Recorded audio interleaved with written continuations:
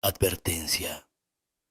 Lo que estás a punto de escuchar no es fruto de la imaginación, sino relatos que han sido compartidos por personas que aseguran haberlos vivido en carne propia. Todos en el pueblo evitaban como si fuera la mismísima puerta al infierno. Decían que la casa estaba maldita, que los espíritus de los dos niños que murieron al caer de la tercera planta aún rondaban los corredores, y peor aún, los padres, enloquecidos por la tragedia, se habían quitado la vida.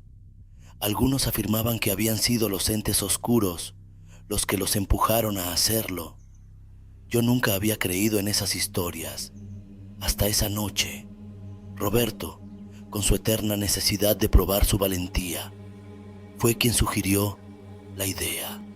Nos miró con esos ojos llenos de determinación y nos retó a entrar. Es solo una casa vieja, dijo. ¿Qué es lo peor que puede pasar? Julián, aunque siempre reservado, asintió en silencio, mientras Eduardo, visiblemente nervioso, solo aceptó porque no quería quedarse atrás. Yo no estaba convencido al principio.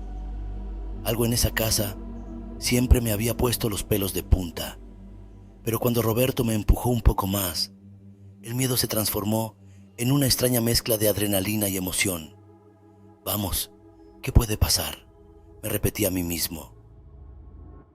El día señalado, al caer la noche, nos acercamos a la casa. Desde fuera, la mansión parecía aún más imponente de lo que recordaba. Las sombras se aferraban a sus paredes como si fueran un manto oscuro, y las ventanas rotas parecían ojos vacíos, observándonos en silencio. Nos tomó media hora decidirnos a entrar. Mientras platicábamos y tratábamos de encontrar el valor, sentía que algo nos observaba desde el interior. Eduardo, cada vez más pálido, finalmente cedió y decidió quedarse afuera. Nos reímos, pero en el fondo lo envidiaba. Finalmente, Roberto abrió la puerta principal y un escalofrío recorrió mi espalda. Entramos en fila, con Roberto a la cabeza, seguido de Julián y yo. El aire dentro era pesado, denso, como si la misma casa respirara a nuestro alrededor. Las paredes parecían gemir con cada paso, y una sensación de opresión comenzó a crecer en mi pecho. El frío se hizo más intenso mientras avanzábamos. Cada esquina parecía esconder algo, y la oscuridad se movía a nuestro alrededor como si estuviera viva. Intenté ignorar la sensación de que algo nos observaba desde las sombras, pero era imposible. El pánico comenzaba a apoderarse de mí. De repente, Roberto se detuvo. Sin decir una palabra, comenzó a caminar en dirección opuesta, alejándose de nosotros. ¿Roberto?, llamé, pero no respondió. Simplemente desapareció en la oscuridad, dejando a Julián y a mí solos. Fue entonces cuando lo vi. Una sombra, alta y delgada, se movió rápidamente por el corredor, apenas visible por el rabillo de mi ojo. Julián también la vio. Lo supe por su expresión de terror. Sin pensarlo dos veces, corrimos hacia la salida, nuestros pasos resonando en los vacíos pasillos de la casa. Eduardo nos esperaba afuera, pálido como un fantasma. Le contamos lo que había pasado, nuestros corazones aún latiendo con fuerza. Quería irme, olvidar todo aquello, pero Roberto seguía dentro. Justo cuando decidimos que uno de nosotros debía entrar de nuevo, la puerta principal se abrió lentamente. Roberto salió, pero no era el mismo. Caminaba lentamente, con pasos pesados, su mirada perdida en algún lugar que nosotros no podíamos ver. No dijo una palabra, no hizo un solo sonido. Lo llevamos a casa, sin saber qué más hacer. En los días que siguieron, Roberto no mejoró. No hablaba, no comía, simplemente existía en un estado de completa desconexión con el mundo. Después de semanas de intentos fallidos para ayudarlo. Sus padres lo internaron en un hospital psiquiátrico. Nadie sabe qué vio en esa casa, que lo quebró de esa manera. Pero desde aquella noche, ni Julián, ni Eduardo, ni yo volvimos a ser los mismos. La casa en la colina sigue ahí, tan imponente y aterradora como siempre. Pero ahora sé que las historias eran ciertas.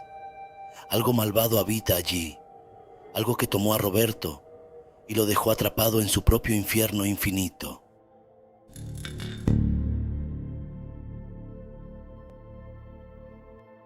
Desde que tengo memoria, siempre he odiado los insectos.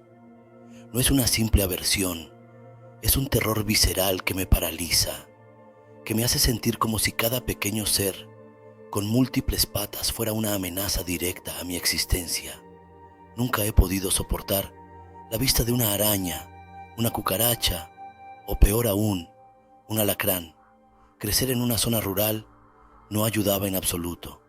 Aquí, en medio de campos y cultivos, estos bichos no son solo comunes, son omnipresentes. Al principio, intentaba mantenerme lo más limpio posible, asegurándome de que no hubiera ninguna grieta en las paredes o ventanas por donde pudieran entrar.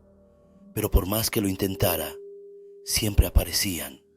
Al principio, era una araña en el baño, una cucaracha en la cocina, un alacrán en la habitación. Pensaba que era mala suerte, una coincidencia, pero la realidad era mucho más siniestra. Poco a poco, comencé a notar un patrón. Era como si los insectos me buscaran, como si supieran cuánto los temía y disfrutaran acechándome. No pasaba un solo día sin que me encontrara con uno de ellos. Al principio, solo estaban en los lugares obvios, pero con el tiempo comenzaron a aparecer en sitios cada vez más íntimos y personales. Una araña en mi cama, una cucaracha dentro de mi zapato, un alacrán en mi almohada. Intenté ignorarlo, pero la sensación de ser observado, de ser cazado, se hizo insoportable. Cada crujido, cada sombra, cada movimiento en el rabillo del ojo me hacía saltar.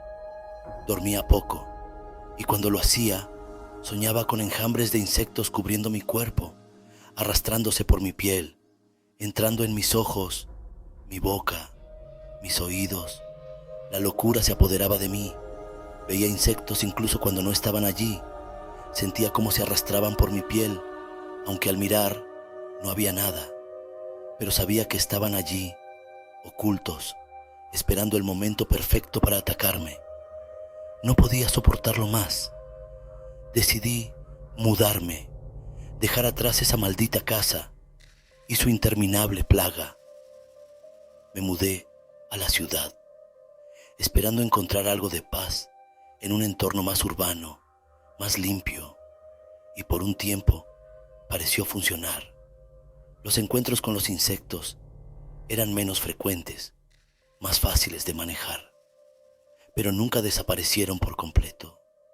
Aún veía arañas en las esquinas, cucarachas corriendo por el piso de la cocina, alacranes apareciendo en las sombras. Cada vez que encontraba uno, el pánico regresaba con fuerza renovada, recordándome que no podía escapar. La vida en la ciudad me dio algo de alivio, pero nunca me libró por completo del terror.